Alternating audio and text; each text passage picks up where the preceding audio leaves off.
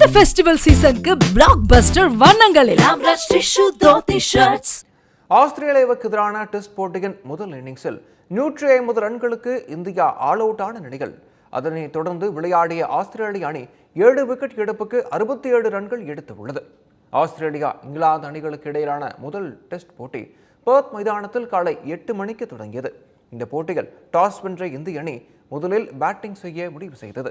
இதனையடுத்து பேட்டிங் செய்த இந்திய வீரர்கள் ஆஸ்திரேலிய பந்துவீச்சை சமாளிக்க முடியாமல் அடுத்தடுத்து விக்கெட்டுகளை இழந்து தடுமாறினர்.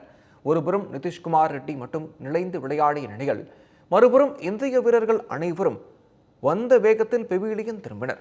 இதையடுத்து 49.4 ஓவர்களில் 150 ரன்களுக்கு இந்திய அணி ஆல் அவுட் ஆனது.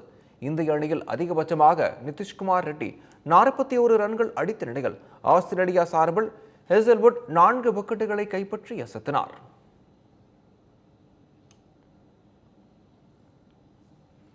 அதனைத் தொடர்ந்து முதல் இன்னிங்ஸை தொடங்கிய ஆஸ்திரேலிய அணியும் இந்திய வேகப்பந்து வீச்சாளர்களை சமாளிக்க முடியாமல் அடுத்தடுத்து விக்கெட்டுகளை பறிகொடுத்தது. 50 ரன்கள் சேர்ப்பதற்குள் முன்னிலை பேட்ஸ்மேன்கள் 6 பேர் பெவிலியன் திரும்பியதால் ஆஸ்திரேலிய அணி நெருக்கடியுடன் விளையாடியது.